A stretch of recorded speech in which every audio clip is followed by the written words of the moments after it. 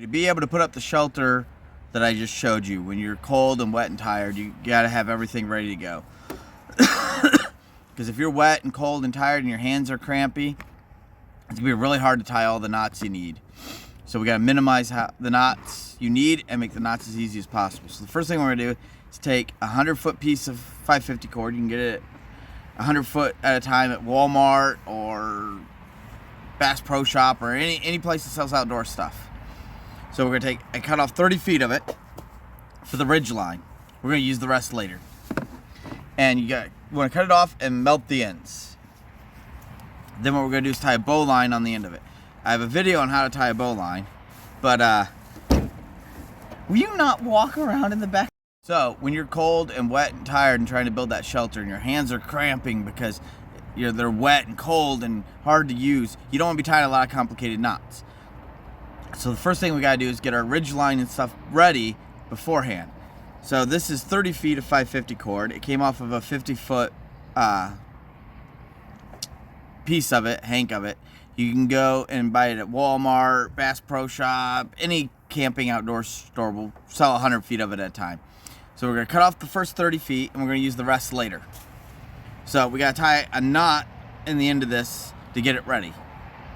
So there's lots of knots you can use. You just need a permanent loop on the end of the rope. So we're gonna tie the bowline knot. I have a video in my knot series that teaches the basic Boy Scout knots. Put it up here on how to tie that. But let me turn around and I'll show you how to tie this one. And I'm just gonna spin around so you're behind me and see it instead of turning the camera. It's so much easier. All right, so you take your rope coming in and you wanna flip it up to make a loop. You flip it up, cross it over, and make a loop. Now you take the end. We need more rope than that. Flip it up, make the X, have your loop. Take the end, it comes up through the back side of the loop, around this part, the standing end, back through the loop, and then you pull it tight. And that makes a bow line. Let me see if I can tie that a little bit better here. Closer to the camera for you. Let's see if I can tie it backwards in front of the camera. That'll be a good trick. All right, so flip it up and over. Make the loop.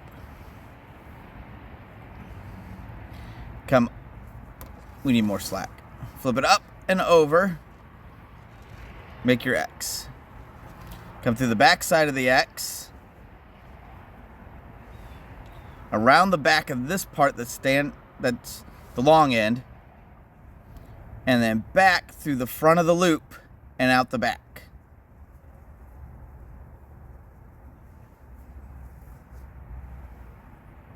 And that gives you a nice bowline knot. You should have a loop that comes around the top, and these two should be parallel to each other, with this one coming, the rest of the loop coming off the edge.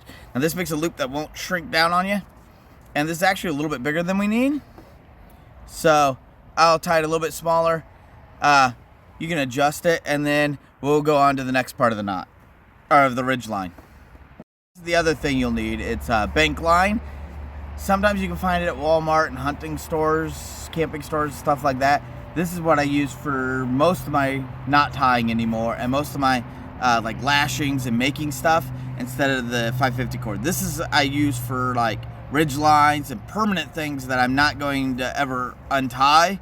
I'm going to just leave set up the way they are, and this is my line that I'm going to cut into pieces to use. Again, bank line, and if you can't find it, I'll have a link to where you can buy it off of Walmart or off of Amazon in the description. So we want to cut about 18 inches or so should work. So you about your fingertip to elbow. Doesn't have to be perfect. Now this stuff frays really fast and it's pretty thin. So instead of cutting it with a knife and then melting the ends, we're going to use the weight of the whole roll to keep a little bit of tension on where we want to cut it, and we're just going to melt through it with the lighter. It doesn't take very long, and you just got to be careful you don't let the melted end hit you. And that gives us about, this was a little bit shorter, about 12, 14 inches. So now we need to tie in here a fisherman's knot to make this into a loop. So you take and wrap the rope over. So you take the end in your left hand and wrap it over the end in your right hand. And then tuck it in from the back to make a little overhand knot. Now you do the same on the other side. So you wrap it around and then come through the loop. And your two ends should be away from each other. And you just pull this tight and you got a little loop. Now what we need to do is take our ridge line, take the loop and wrap it around. So hold the loop perpendicular to the ridge line and then wrap it around. Now if you pull this part through, you will have what's called a lark's head. There you go. Well, lark's head is not what we need for this. So we'll loosen up that lark's head and we'll pass that loop around the outside loop through the inside loop 2 more times.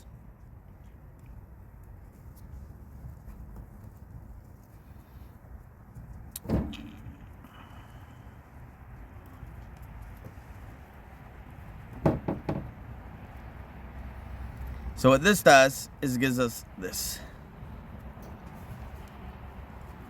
loop of bank line attached to the 550 cord ridge line. So when we attach our tarp, we can hook it to here and it won't move, but we can slide this along here so we can get the tarp nice and taut. And I'll show you how exactly you hook that up here in a second. We just got to tie one more on here real quick and then we're done with the ridge line. All right, let's tie our fisherman's knot again this way. So take the right one, take the left one, put it over the right one, and just twist the rope around to make an overhand knot and stick it through. Now do the same for the other side. Take this one, which is the right one, wrap it around the left one, and then pull it through. The two ends should come out the opposite side and then pull it tight. Sorry it's not focusing super well there. There we go. Now let's attach it to our ridge line. So here's the ridge line. I made this one a little bit bigger to be easier to see. So hold it parallel to, or perpendicular to the ridge line. Wrap it around. And now if you pull this one up through, and we want to be careful we don't get the knot. See, I screwed that one up. You don't want this knot in the middle of the knot you're now tying. So we'll try that again. So hold the ridge line and the loop perpendicular to each other. Wrap it around, pull this one through, and now you have a now I can't think of the name of the knot while I'm trying to fix this one. A lark's head knot. So we're just going to pull and work this fisherman knot through and out of the way.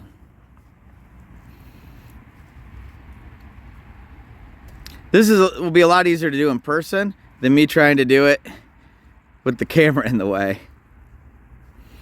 All right, now that we got that knot out of the way, it'll look like that as a lark's head. So if we just take it and wrap it around 2 more times. Hold on a second. There, I tied it again with this knot out of the way without the camera in my way. Like I said, it should be easier for you to tie without the camera in your way. So then we'll loosen this lark's head up and we'll just take this loop and pass it through here 2 more times.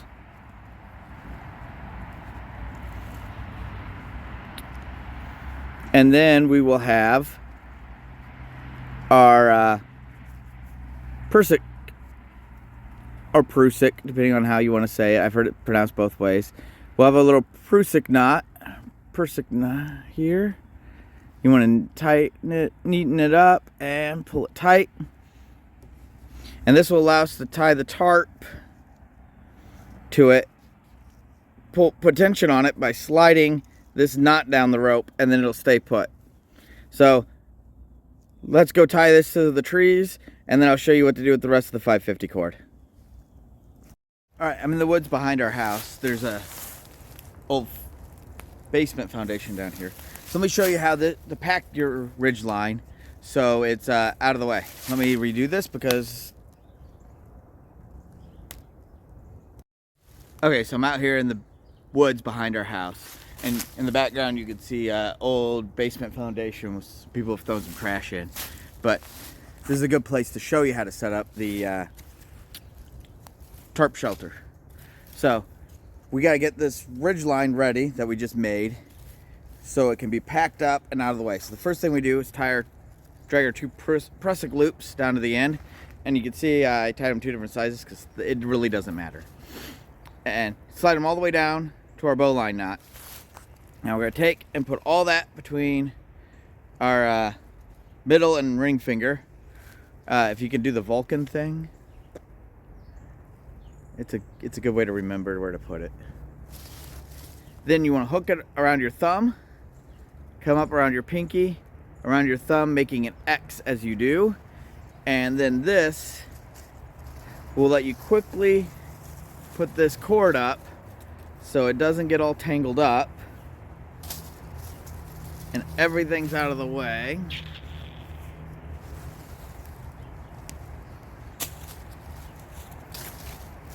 See how easily it got tangled up from just walking from the picnic table in our backyard out a few feet? This is why we want to pack it up nice and neat. So again, when we're wet, we're cold, we're hungry, we're tired, all those things going on, we can use this thing easily. So pull it off your hand, take the last little bit, wrap it around here. It doesn't have to be super tight, but tight enough it's not going to just fall apart. Then take and come under like the last 2 wraps I usually use. You can use 1, but I usually use the last 2 wraps and then pull it tight. Then you can throw that in your pack, throw it in your back pocket. It's not going to go anywhere. So let me show you how to use this thing once you get it all. You get to the woods, you need to set up your shelter real fast. So storm's coming in, starting to rain, it's freezing rain, you got to get this thing done. So you pull this out of your pack, undo that knot we just tied, pretty simple. Undo all this, pull out this part you need, part we're going to work with, take the rest, just put in your pocket. Take the 2 Prusik loops, slide them out of the way.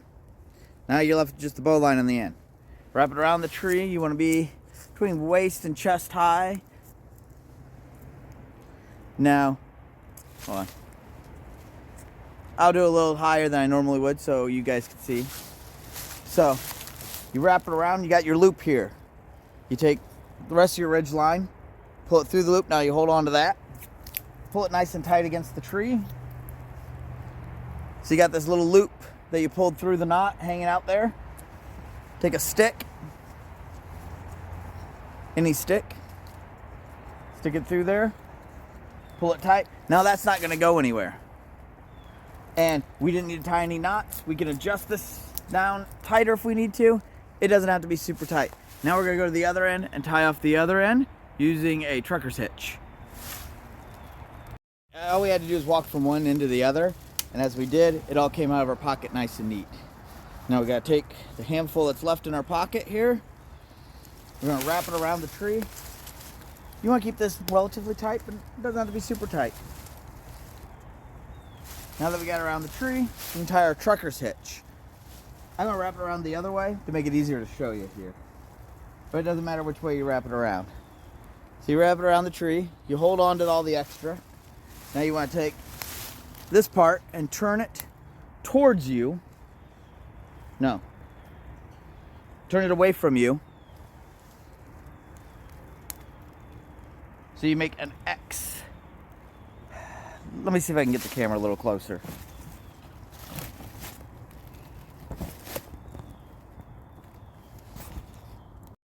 All right, sorry the camera's at a little bit of an angle. The neighbor planted a lot of English ivy, and now the woods back here is just filled with it. So it's hard to get the camera to set level. So you take this, flip it away from you, and then take it over. Let me get this out of my hand. Flip it around, set it over this part that's going back towards the second tree, and pick it back up.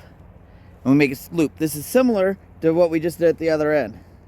Now we can take and pull all this through the second loop and winch it down nice and tight. This gives us a nice pulley system to pull this ridgeline tight. Now all we gotta do is pinch it off right here. You just barely have to hold it. Take the leftover end, and I usually wrap it around everything a couple of times, or wrap around everything a couple of times.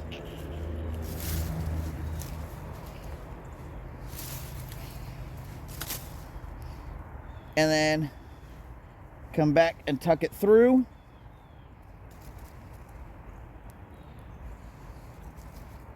After you wrap it around a couple of times, tuck it through.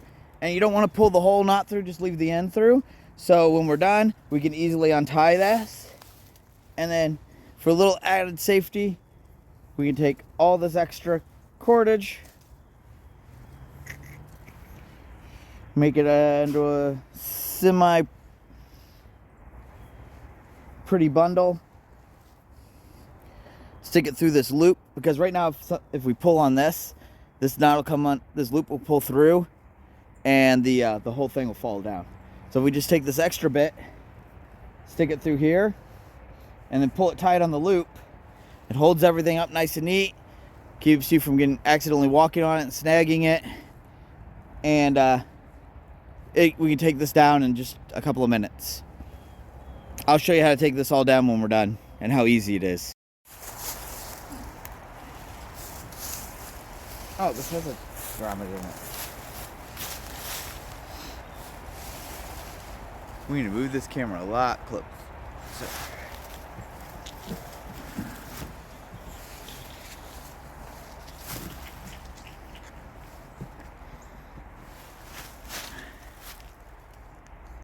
Alright, so we got our two prusik loops here. So we're going to take, and because this tarp has these webbing tie-out points, I'll show you how to use them, and then I'll show you how to use a tarp with just the grommets. And Thomas decided to come out and join me. So all we gotta do is figure out where I put it. Take a stick, just like we did at the other end.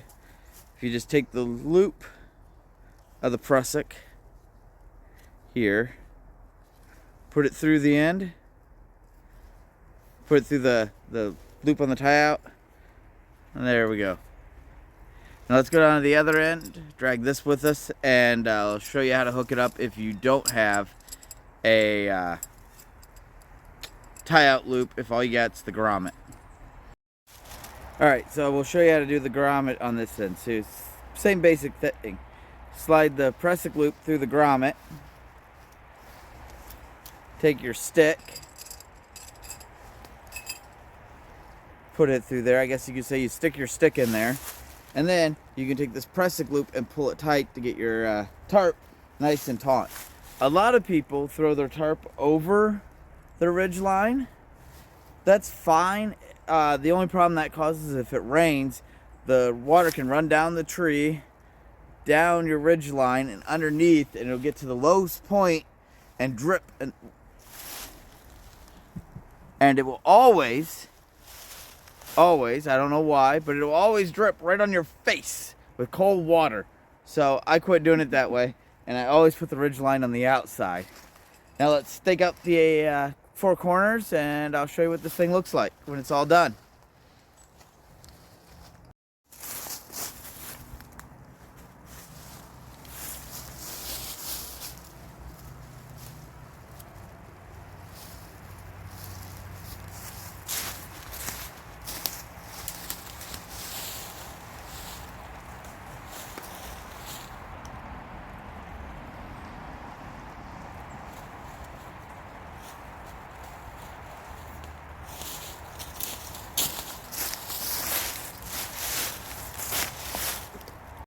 is all set up.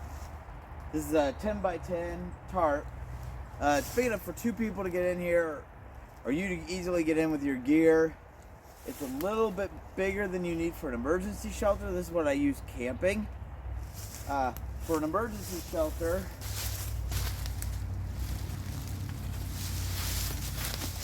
these little emergency space blankets are great. Throw in your pack. And I'm going to do a video coming up soon on how to reinforce one of these things and all the pre-set up stuff you need for this thing to be a great emergency shelter for you. Be thrown in the bottom of your pack. See, it's shiny on one side. I normally use it as a ground cloth underneath this when I'm camping. But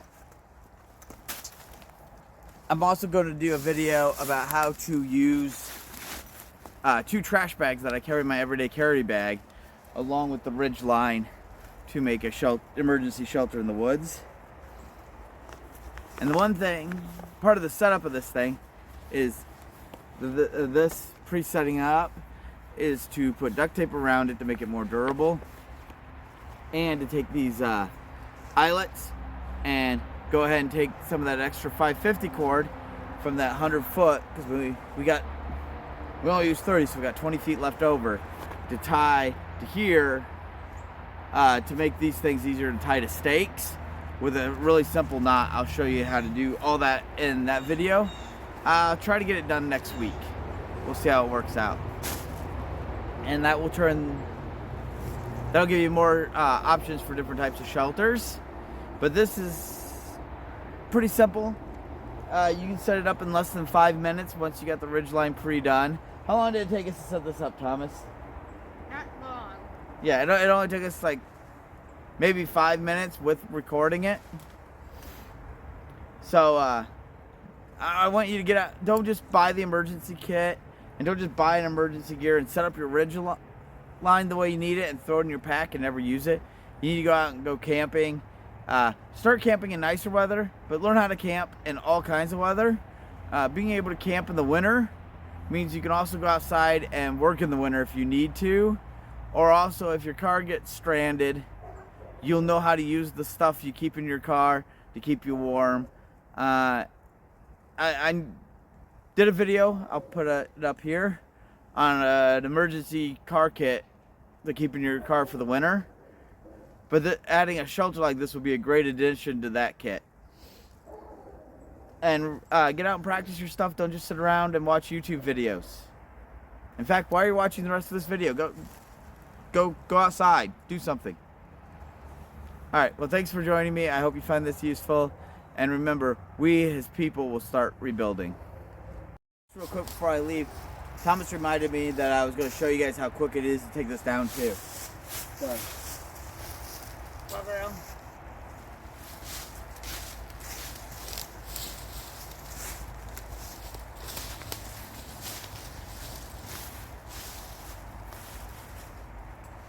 You always want to start at the back, that way when you walk all the way around, you end up back at the back when you're done. Thomas, can you step out of the way so they can see?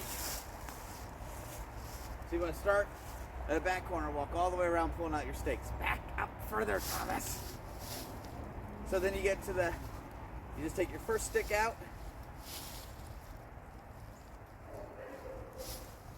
Take a little bit of tension off. Take your first stick out, it's a stick, throw it on the ground. Pull this out of that loop you made.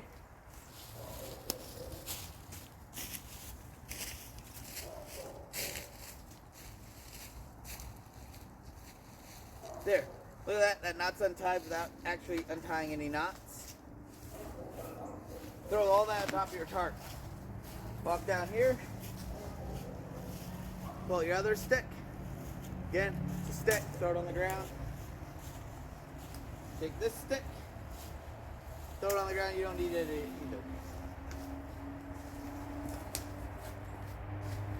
Find your pressic loop.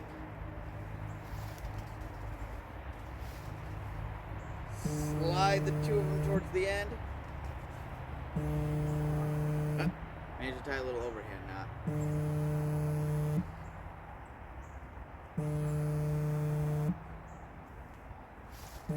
Do the Vulcan thing again.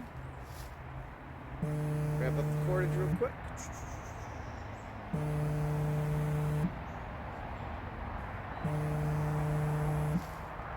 This is the most time-consuming part of the whole operation. And then just wad this thing up.